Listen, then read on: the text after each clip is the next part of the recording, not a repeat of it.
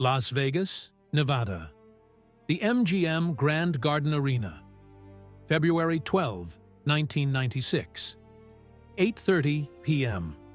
23,000 people packed into the arena for what every major sports network is calling the fight that will define Tommy Morrison's career.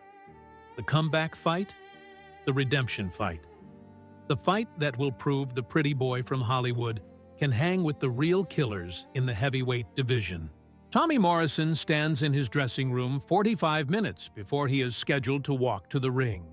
He is fighting Ray Mercer tonight, former Olympic gold medalist, former WBO heavyweight champion, a man with a granite chin and knockout power in both hands.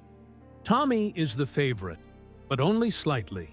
This is the fight that will determine if he gets another title shot, if he can rebuild his reputation after the controversies, if he can prove that his victory over George Foreman was not a fluke. His trainer, Eddie McKenzie, has been with him for 3 years. His manager, Rick Morrison, no relation, has guided his career for 5 years. His cut man, Danny Reeves, has worked his corner for every major fight. These are the men he trusts with his life. The men who have been there through every victory, every defeat, every training camp. Tommy is warming up, shadow boxing, working up a sweat when his phone rings. He almost does not answer, but something tells him to pick up. The voice on the other end is unfamiliar, rough, speaking quickly. "Morrison, this is Detective Frank Castellano, Nevada Gaming Commission. Do not drink anything your team gives you tonight. Do not let them touch your water bottles, your towels, nothing. We have been investigating your manager and trainer for 6 weeks. They have a $200,000 bet against you tonight. They are going to make sure you lose." Tommy's blood runs cold. "What are you talking about? Eddie and Rick would never." "Listen to me very carefully. Your manager borrowed money from some very bad people. He cannot pay it back. His solution was to bet everything he has left against you, sabotage your performance, collect the payout, and disappear. We have wiretaps, bank records, everything. We are moving in after the fight to arrest them, but right now I need you to act normal. Do not let them know you know, and do not consume anything they give you." The detective hangs up. Tommy stands there, phone in his hand, feeling like the floor has disappeared beneath him. 40 minutes until fight time. His entire team, the men he trusted completely, are planning to betray him. He thinks back over the last 6 weeks. Eddie pushing him harder than ever in training, insisting on specific sparring partners who always seemed to land clean shots. Rick changing his diet, bringing in a new nutritionist who had him cutting weight aggressively, weakening him. Danny always fussing with his water bottles, always the last one to touch them before Tommy drank. It all makes sense now. They were setting him up to fail. Tommy Morrison has 2 choices. He can confront them right now, expose them, refuse to fight, let the authorities handle it. Or he can walk into that ring knowing he is completely alone, knowing his own corner is working against him, and prove something that goes beyond boxing. He chooses to fight. Eddie walks into the dressing room. "Time to get warmed up, champ. Got your water right here." He holds out a bottle. Tommy takes it, but does not drink. "Actually, Eddie, I am good. Hydrated enough." Eddie's eyes narrow slightly. "You always drink before a fight. It is part of the routine." "Not tonight. Changing it up." Tommy watches Eddie's face. There is a flash of something. Concern, maybe panic, but it is gone quickly. Rick enters. "Big night, Tommy. Biggest payday of your career if you win. But I am going to be honest with you. Ray Mercer is dangerous. If you feel like you are in trouble in there, it is okay to go down. No shame in it. Live to fight another day." Tommy stares at his manager. The man who is supposed to protect him, guide his career, maximize his potential. The man who just told him it is okay to quit. I am not going down, Rick. Not tonight. Not ever. Rick shrugs. Just being realistic. Mercer hits like a truck. They wrap his hands, but Tommy watches every movement. They put Vaseline on his face, but Tommy wipes most of it off when they are not looking. Danny prepares the water bottles for the corner, but Tommy makes a mental note not to touch them. The walk to the ring feels different tonight. Usually, he has his team surrounding him, supporting him, building his confidence. Tonight, he is walking alone, even though they are physically there. He knows the truth. He is about to fight one of the most dangerous heavyweights in the world, and his own corner wants him to lose. The referee gives instructions. Tommy and Ray Mercer touch gloves. The bell rings. Round 1 begins. From the opening seconds, Tommy fights differently than he has ever fought. Usually, he relies on his team between rounds, their advice, their adjustments, their encouragement. Tonight, he knows he cannot trust any of it. He has to fight on pure instinct. Mercer comes forward immediately, throwing heavy shots. Tommy circles, jabs, keeps distance. He is not trying to prove anything in round 1. He is studying his opponent, finding patterns, conserving energy. Between rounds, Eddie tells him to stand and trade, to engage more, to take risks. Tommy ignores him.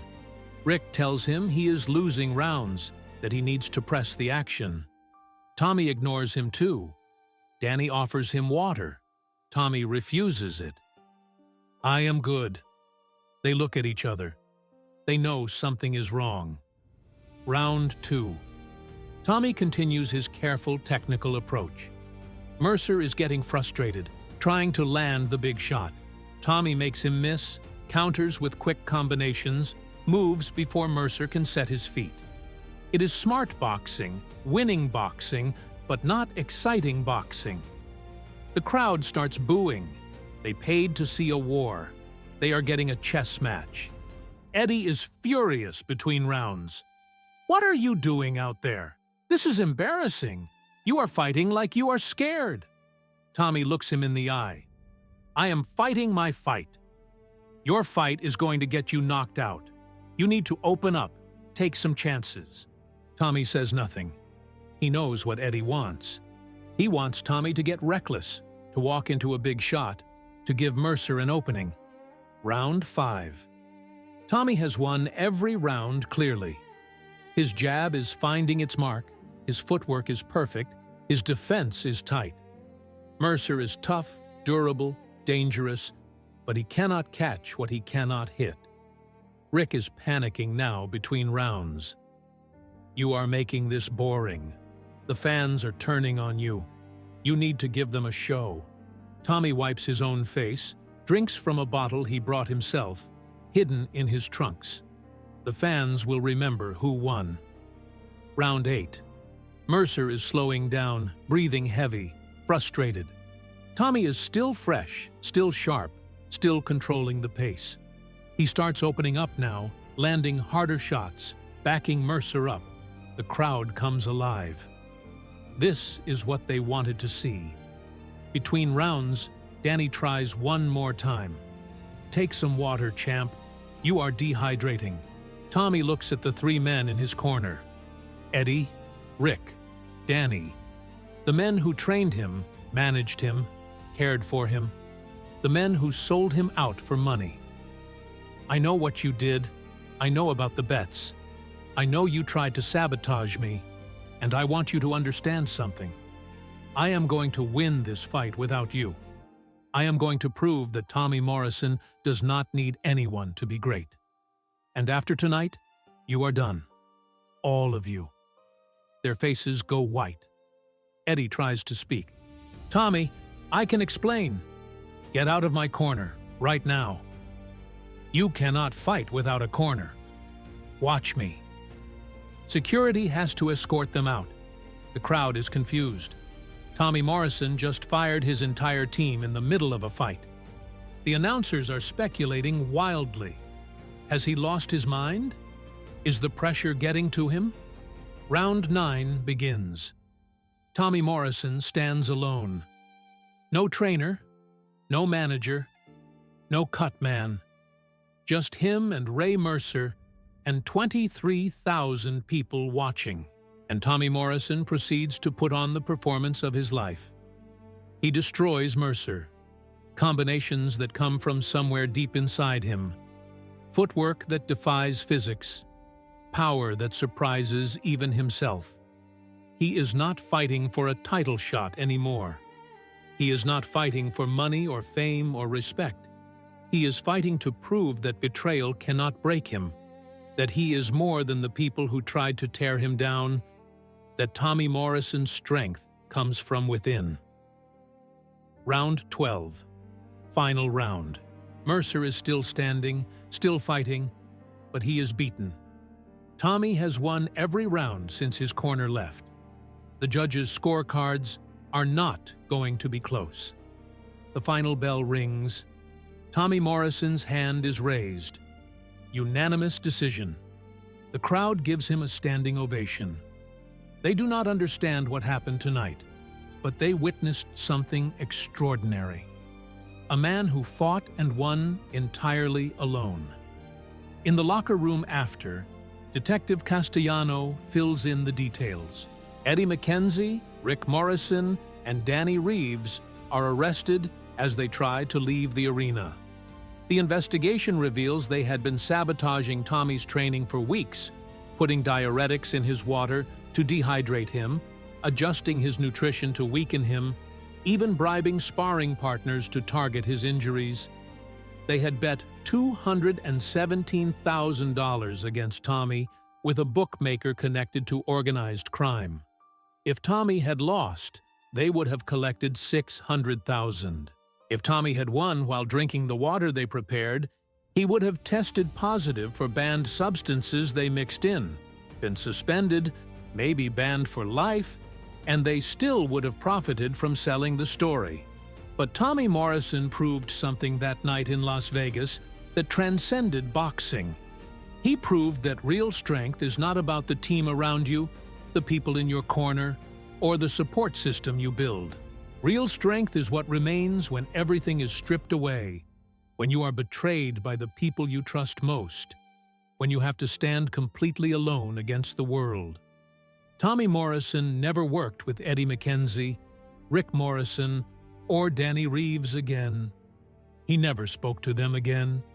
He went on to fight many more times with new trainers, new managers, new teams, but he never forgot February 12, 1996, the night he won a fight that mattered more than any championship, the night he discovered who he really was when his own team tried to destroy him.